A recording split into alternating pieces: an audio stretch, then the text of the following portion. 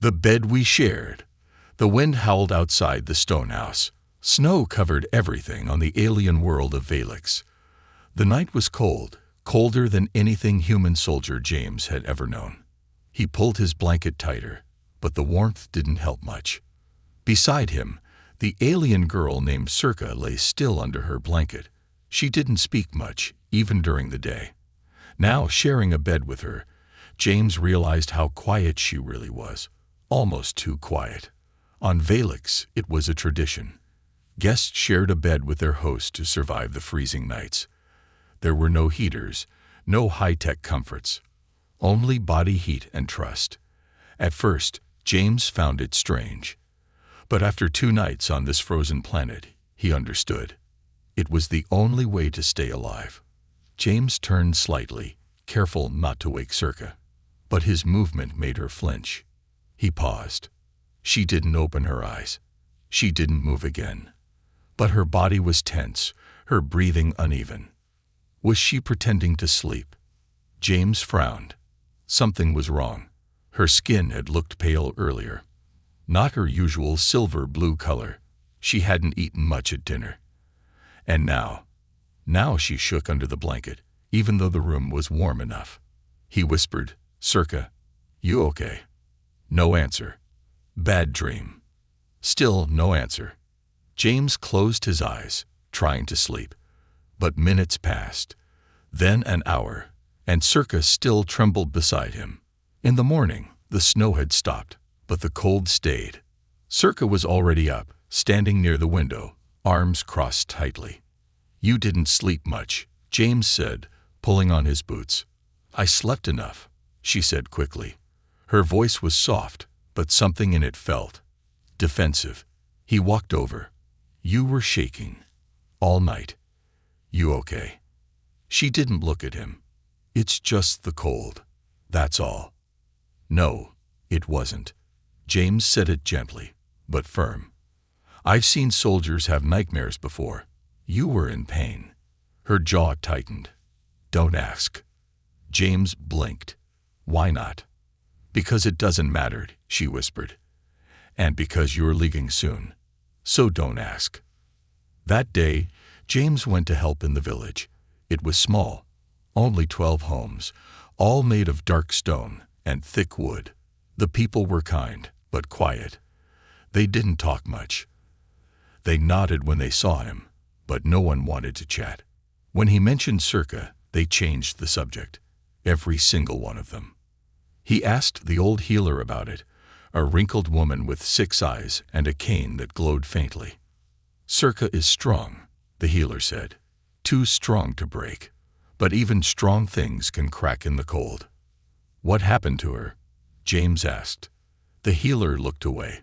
"You should sleep alone tonight." James frowned. "Why?" The old woman didn't answer. She just walked away. That night, James returned to the house. Circa sat by the fire, staring into the flames. "I asked about you," James said. She didn't react. "No one wants to talk. One woman told me to sleep alone tonight." Circa still said nothing. James sat beside her. "What are you hiding?" She looked at him now. Her eyes weren't angry. They were tired, heavy, full of something he couldn't quite understand. "You don't need to know," she said. "You'll leave soon. Just stay warm. That's all this is. A tradition. Nothing more." James leaned back, arms crossed. "Then why do you cry in your sleep?" Silence. "I wasn't crying," she whispered after a long pause. "I was remembering." "Remembering what?" She stood up. "The reason I don't want to sleep." That night, they shared the bed again. James didn't sleep, neither did Circa. Hours passed in silence. The fire crackled. Wind brushed against the window. Then Circa spoke, so quietly that James almost missed it. "They burned my family." James turned to her. "They came in the night. The ones from the Black Crest. They said we were traitors. They took everything. My brothers fought back. My mother tried to hide me. But they found me. I still don't know why they let me live." James didn't speak. He waited. I ran, she continued. Came here. Changed my name. Told no one. But they still come in my dreams. I smell the smoke. I feel the fire. A tear slipped down her cheek. I'm not shaking from the cold, she said. I'm shaking because they're still in my mind. James reached over and gently placed a hand on hers. I'm not leaving yet, he said. And you're not alone tonight. The scars she hid. The next morning, the fire had gone cold, but the words Circa spoke still burned in James's mind. They burned my family. They took everything. James couldn't forget the way she said it. Like the pain wasn't just in her memory, it was still with her. Still fresh, still raw. Circa stood outside the small stone house now, staring at the white hills beyond the village. Snowflakes floated down, quiet and soft. But her shoulders were stiff, like she was ready for a fight that never ended. James watched her from the doorway. You didn't sleep again, he said. She didn't turn around. Sleep is a mistake. That's when they find me. James stepped outside, boots crunching on snow. Circa, you can't keep carrying this alone. She looked at him now. Her eyes weren't angry, but there was a wall between them. Tall, heavy, built from pain. You don't understand, she said. You didn't live it. Maybe not, James said, but I've seen pain. I've felt loss. I've held dying friends in my arms. So maybe I understand more than you think. Circa looked away. I saw your back last night, he added softly. I saw the scars. She flinched, just slightly. But enough. I wasn't trying to invade your privacy. You were twisting in your sleep. I thought you were in danger. Silence. James stepped closer. Circa, who did that to you? She didn't answer. Instead, she slowly lifted the back of her tunic. Faint blue skin. Pale. And lines. Deep, jagged scars. Not random. Not from accidents. These were shaped. Carved. Like a message or a punishment. James's fists clenched. What the hell did they do to you? Circa pulled her tunic down again. They made sure I never forgot where I came from, she said, or what I lost. That afternoon, James went to the edge of the village, where a few Velixi warriors trained in the snow. They moved with grace, long limbs dancing through the cold air, their spears spinning like wind. James approached them. You all know Circa. The warriors paused. One of them, tall with dark silver skin and glowing eyes, nodded. She was once one of us. Once. James asked, what happened? She stopped fighting, another said. After the fire, she disappeared, changed her name, refused to take revenge. She gave up. Is that what you think? James asked. She gave up. The tall one stared at James. She was strong, maybe stronger than any of us. But strength must burn, not hide. James returned to Circa that evening. She sat alone by the fire again, sharpening a broken blade. Her hands moved slowly. Her eyes were distant. You didn't give up, James said as he sat beside her. She didn't respond. You survived.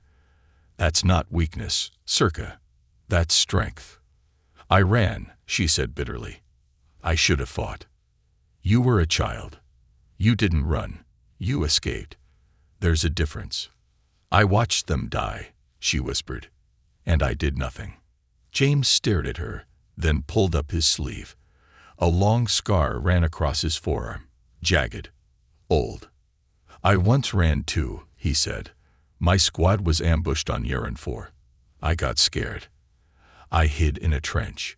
When I crawled out, my friends were gone. All of them. Circa looked at his arm. I still hear them in my dreams, James said. So I fight, not just for me, but for them. Circa's eyes softened, just a little. You don't have to fight alone, he added. She said nothing. But that night, for the first time, she fell asleep without shaking. But peace was short. James woke in the middle of the night. The fire was still burning low, but Circa was gone. He grabbed his coat and rushed outside. Snow fell heavier now, wind cutting sharp. He followed the small footprints, already fading under the flakes. They led to the old shrine at the edge of the village. There, Circa knelt in front of the stone pillar, her hands pressed together, head bowed. James approached slowly. "What are you doing?" "Praying," she said softly. "Not for forgiveness, just for strength." James stood beside her. "You already have it." Circa looked up at the stars. "They're coming, James. The ones who did this. I can feel it." James's blood ran cold. "Who?" "The Black Crest," she whispered. "They never leave survivors. I was a message, a warning. Now they'll return to finish the message." James looked out into the cold night. The stars above seemed to shiver with danger. He turned back to her. "Then we prepare." Forbidden questions. The village changed after that night. James could feel it in the way people looked at him. The stares were colder now. Longer. They didn't smile when he passed. Some didn't even speak, as if his presence stirred something they had buried long ago, something they hoped would never return. He didn't care. His mind was on Circa. She stayed quiet after that night at the shrine. Her eyes held more weight, like her soul was preparing for a storm. She didn't say much at breakfast. She barely touched her food. She only said one thing: "They're coming. And this village will pretend not to see them." That haunted James. Why would the village stay silent if they knew danger was coming? Why were they pretending nothing was wrong? That day, James went to the market square. A few villagers were trading supplies: glowwood, dried meat, thermal stones. He spotted the elder, the same wrinkled woman with the glowing cane. She was watching him. He walked over. "I need answers," he said. The elder looked up at him, eyes like dim stars. "Answers bring shadows. I'm not afraid of shadows." "Good," she said, "but are you ready to stand in them?" James crouched beside her. "Who are the Black Crest?" The old woman's face twitched. Her voice lowered to a whisper. "Whispers. Monsters. Firewalkers. No one speaks their name aloud." "I just did." "Then you've already invited them," she hissed. He frowned. Why is everyone so afraid to talk about Circa? "She was born with a mark," the elder said. "A royal bloodline. Not a crown you wear, one that lives in your bones. Some people hate that kind of blood. They want to erase it. So they hunted her. They hunted everything she touched." James's voice grew sharp, and the village let it happen. "We survived," she said. "That's what this village does. We do not fight flames. We wait for them to burn out." James stood. What happens when the fire comes back? The elder looked away. "Then we pray it doesn't notice us." James left, his jaw tight. This wasn't right. They all knew something. And they were choosing fear over justice. He went to the archives, a dark room under the town hall, filled with dusty records and cracked stone tablets. The clerk at the door blocked him. "Outsiders aren't allowed." "I'm not looking for secrets," James lied. "Just history." The clerk gave him a long look. History can still kill. But James pushed through. Inside, he searched for anything about the Black Crest, any sign of Circa's family. He found a sealed scroll with a black wax stamp. Its symbol looked like a burning eye. He broke the seal. The words were in Velixi script, but James had learned enough to read them. "The last daughter survived. We failed to find her. If she returns, she must not rise again. The blood must end." The scroll slipped from his fingers. She wasn't just a survivor. She was a threat, a symbol, a spark that could start a fire of rebellion. That night, Circa didn't come home. James searched the square, the shrine, the cliffside path. Finally, he found her by the frozen lake, sitting alone under the glowing tree. She didn't look at him when he sat beside her. "They told me what you are," he said. "Royal blood. Hunted blood. I never wanted it, she whispered. I never asked to be born in that house. But you were, James said, and now they fear what you might become. I don't want to become anything, she said. I just want to live. But they won't let you, will they? No, she said. They never will. Not unless I disappear again. James shook his head. No more running. Circa finally looked at him. Her eyes shimmered like moonlight on snow. You should leave, James.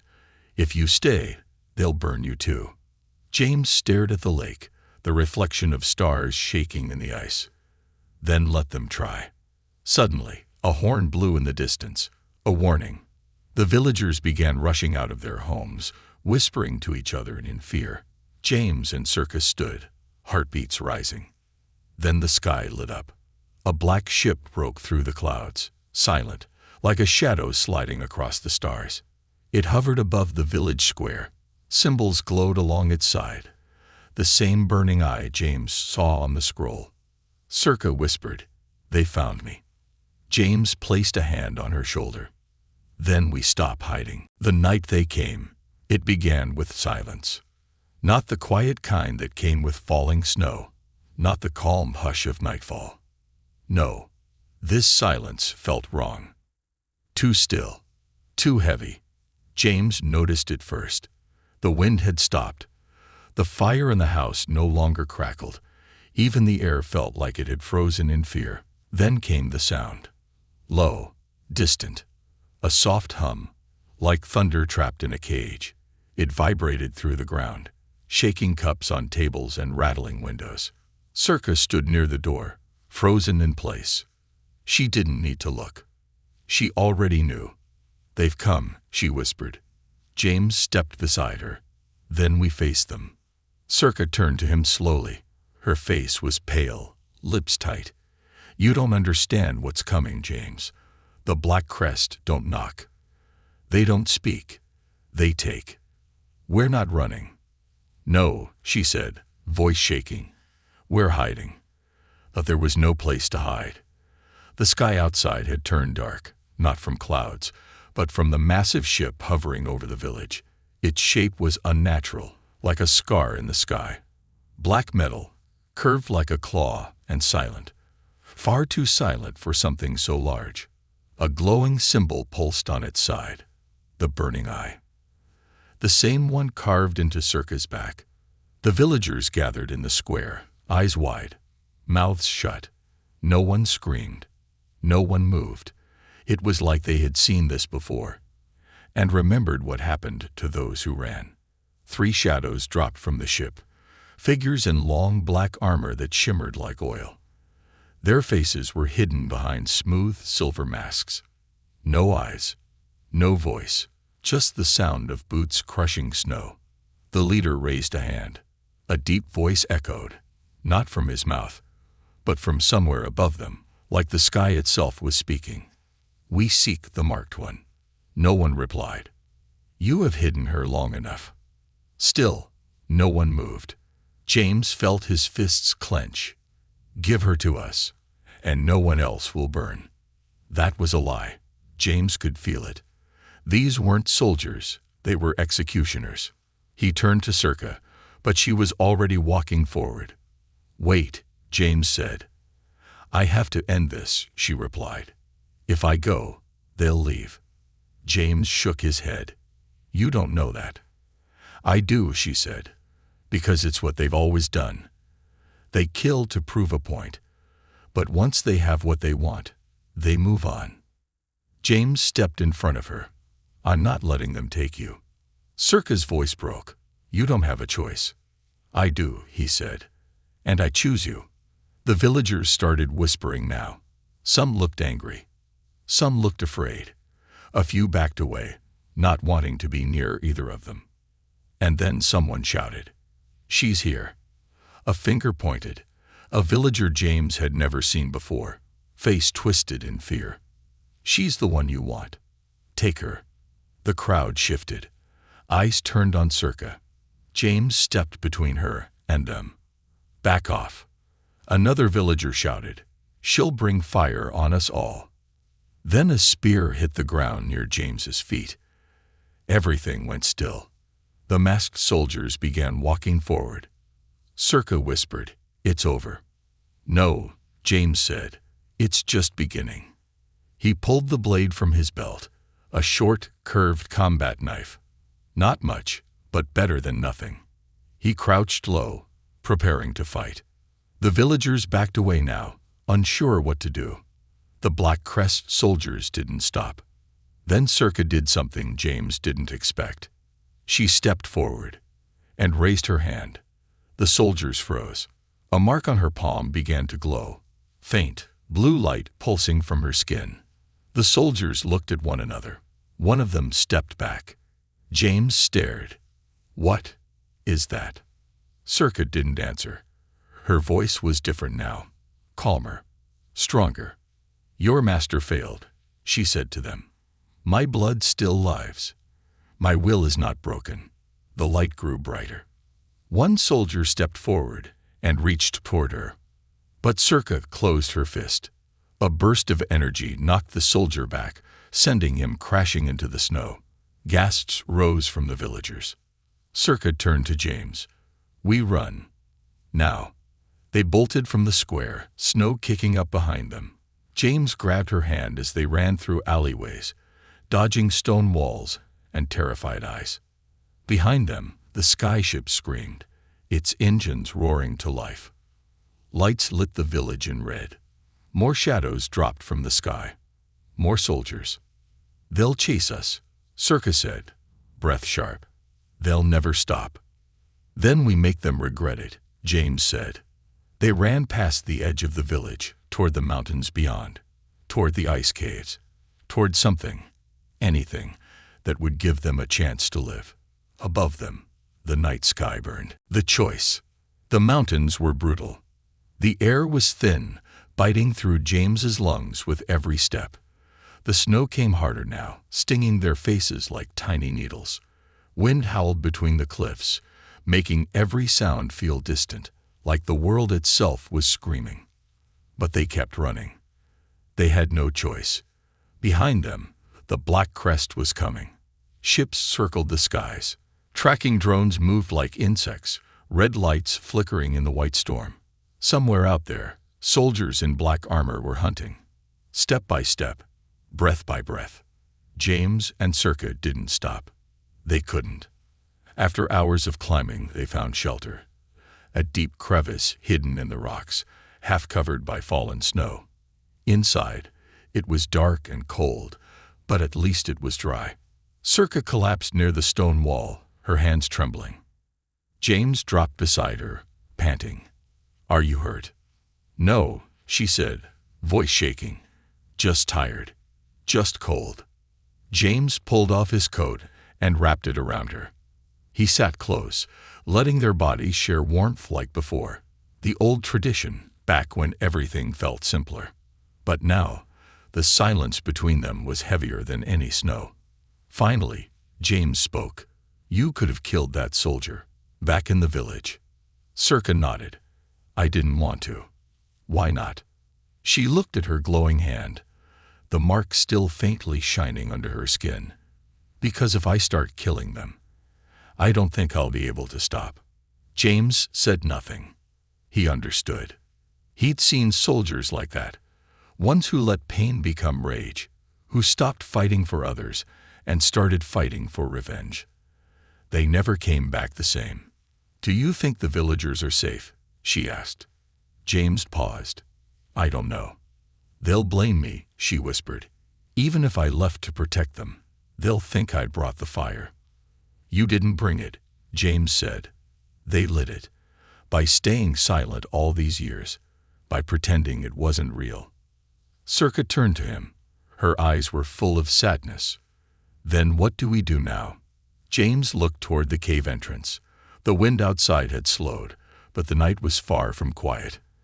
In the distance, he saw flickers of red light. Scouts. The Black Crest was getting closer. "We make a choice," James said. "We fight, or we run forever." Circa leaned back against the rock. "There's a third option." James raised an eyebrow. "Which is?" I surrender, she said. I give them what they want. Me. No, James said instantly. We're not doing that. You saw what I can do, she said. The mark isn't just a symbol. It's a key, a power they're afraid of. If I give myself up, maybe they stop. They won't, James snapped. They're not after your blood. They're after your hope. If you give up, they win.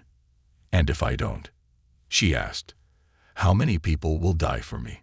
James didn't have an answer. Later that night, as Circa slept against the stone wall, James stepped outside the cave. The snow had stopped falling. The sky above was clear, filled with stars. Endless. Silent. He looked up, and for a moment, he wasn't a soldier. He was just a man who had lost too many people. And now he was about to lose one more. He whispered into the cold air, I need a way out of this. As if in answer, a soft beep came from his wrist communicator. A signal. Weak, but alive. Human command. Orbit patrol. He hadn't heard from them in days. Command, this is Lieutenant James Carter. Emergency. 2 people. Extraction needed. Hostile alien force active. Coordinates. Sending now. The signal was patchy. Broken. But maybe, just maybe, it went through. Inside the cave, Circa was awake. She had heard everything. When James came back in, she didn't speak at first. She just looked at him. Her eyes were calm. Too calm. You're calling for help? She asked. Yes, he said. We don't have to die out here. You mean you don't? James frowned.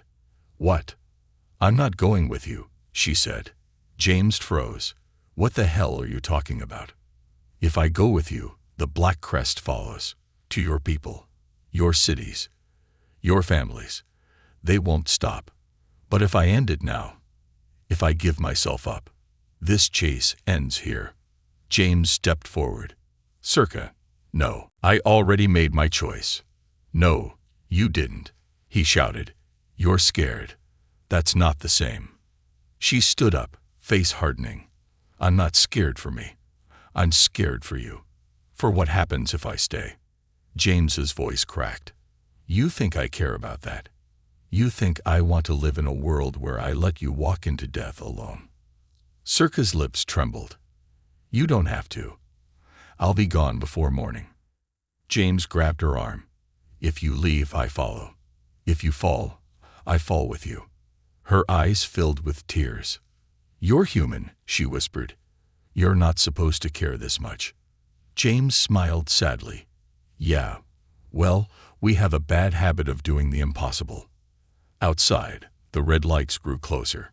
Inside, the 2 of them stood together, silent but no longer alone. A signal had been sent. A war was coming. And a choice had been made, not to run, not to hide, but to stand. Together. Fire in the snow. The next day didn't feel like a day at all. It felt like the world was holding its breath. The sky was still dark, even though it was morning. Thick clouds rolled above the peaks. Winds howled down the cliffs like angry spirits. The mountains were waiting, watching. Somewhere, beyond the ridges, the enemy was moving. Circa stood at the mouth of the cave, her cloak pulled tight around her shoulders. Her eyes scanned the distant hills. They're spreading out, she said. They know we're close. James crouched beside her, laying out pieces of old tech and gear from his pack. He looked up. Good, he said. Let them come. Circa raised an eyebrow. That doesn't sound like a survival plan. James smiled grimly. It's not. For the next hour, James moved through the frozen rocks, setting traps. Simple ones, but smart. He knew how soldiers moved. He knew how they thought. And most importantly, he knew how to fight dirty. He planted explosive charges under snowbanks, sharp tripwires between narrow paths. He dragged branches across the snow to make false trails. Circa watched him work, quietly impressed. You're very human, she said. James glanced at her. Is that a compliment? She smirked. depends. Do humans always build death puzzles before breakfast? He chuckled. Only when we're in love or out of options. Circa's smile faded. Just a little. Which one are you? James didn't answer. The first shot came at noon. A red beam sliced across the mountain ridge, blasting into the snow just meters from the cave. The ground shook, ice cracked, rocks tumbled. Then came the soldiers, 5 of them, moving in tight formation. Black armor, no faces, like shadows with weapons. James hit the detonator. The first trap exploded, sending a wall of snow down the slope. 2 soldiers vanished beneath the white. The rest spread out. James and Circa ran. Shots sizzled past them. One grazed James's shoulder. He stumbled but kept going. Circa pulled him behind a rock. "You're bleeding," she said. "Not the important kind," he muttered. "Keep moving." They reached the high ridge above the valley. There, James set the second trap, a narrow passage where the remaining soldiers would have to pass single file. "Ready?" he asked. Circa nodded. As the first soldier stepped into the gap, Circa raised her hand. Her mark glowed. A pulse of blue energy surged from her palm, smashing into the rock wall. Ice shattered. The path collapsed, taking the soldier with it. The others paused, confused. That was James's cue. He popped up and fired. One went down. Another turned and tripped a wire. Boom. Snow, flame, and silence. They ducked behind a frozen ledge. James breathed hard. Blood soaked through his coat. His hands were numb, but his eyes were locked on Circa. "You said you didn't want to kill," he said. "I didn't," she replied. "But I'll do it for you." James blinked. "Why?" Circa's voice was low. "Because you didn't run. And because for the first time, I don't want to die alone." More ships appeared above. Not just scouts now. Full transports. "They're sending in the heavy teams," James muttered. "We've got minutes." Circa pointed. "Look, on the ridge." James turned. 2 Valixi figures stood at the cliff edge, weapons in hand. Then more. 5, 10, 20. Villagers. Warriors. They'd followed. When the first wave of black crest dropped into the valley, the snow exploded with fire and steel. The villagers charged from the cliffs. Spears flew. Rocks tumbled. Circa led from the front, her mark glowing like a star in the storm. James moved like lightning, dodging, flanking, leading a small team through the flanks. Every move was calculated, every order sharp. A soldier came at him with a plasma blade. James ducked under the swing, slid across the ice, and drove his knife into the gap under the armor. The soldier dropped.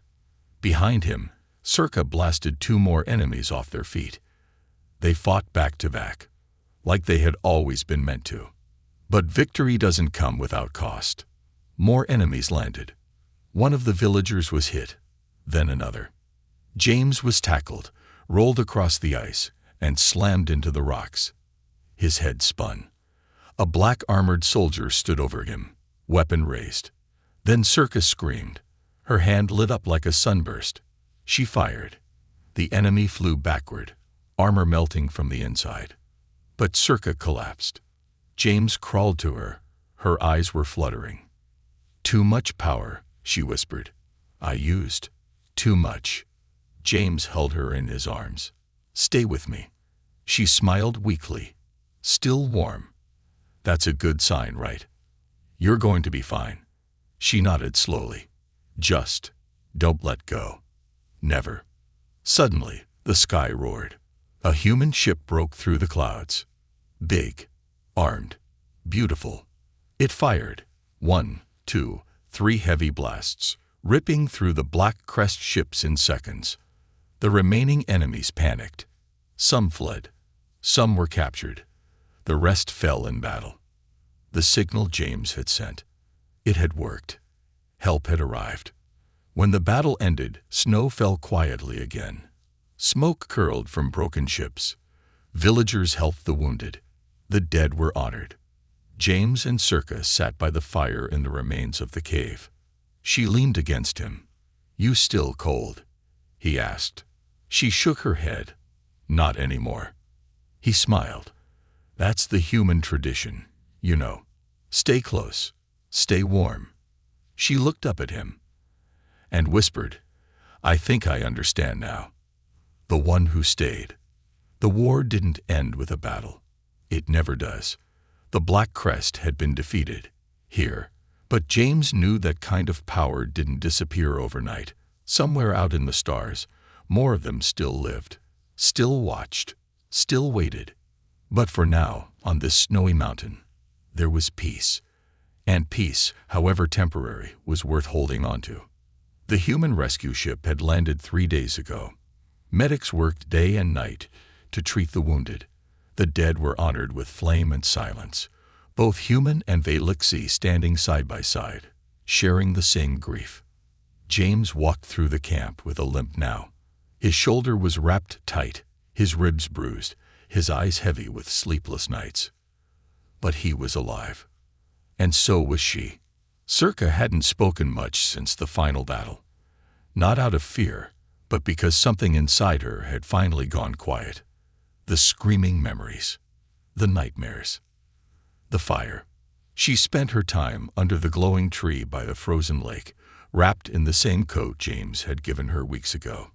Her back still hurt, but her heart felt lighter, like she had finally put down a weight she had carried for years. James found her there on the 4th evening, sitting with her legs crossed, fingers moving slowly over a carved piece of wood.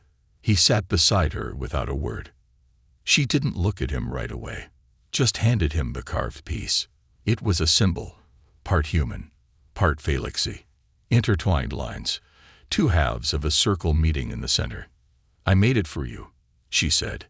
James smiled, turning it over in his fingers. "What does it mean?" "The one who stayed," she whispered. "That's what they're calling you in the village now." James chuckled. "Sounds better than the one who nearly froze to death." Circa finally looked at him. Her smile was small, but real. "Why did you stay, James?" she asked. He didn't answer right away. The wind moved across the lake. Quiet, cold, peaceful. "Because no one else did," he finally said. "Because you deserved someone who didn't run." Circa stared at him for a long moment.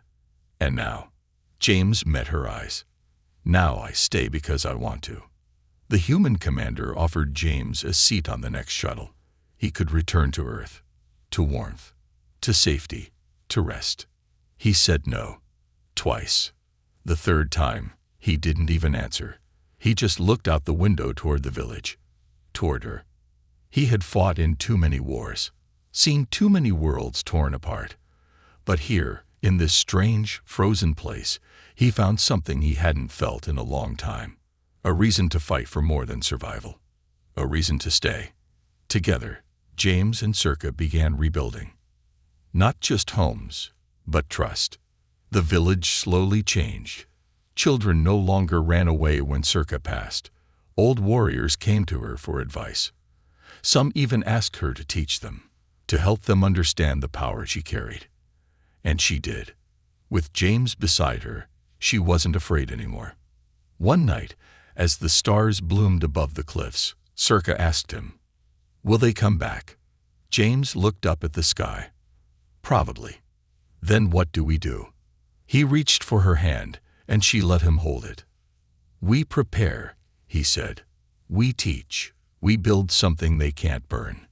She nodded slowly. "And if they try?" James smiled. Not cold, not cruel, just steady. "Then we remind them what happens when they push someone too far." They sat in silence a while longer. No fear, no words. Just 2 people who had found peace, not because the galaxy gave it to them, but because they had earned it. Because sometimes the bravest thing you can do is stay. The end.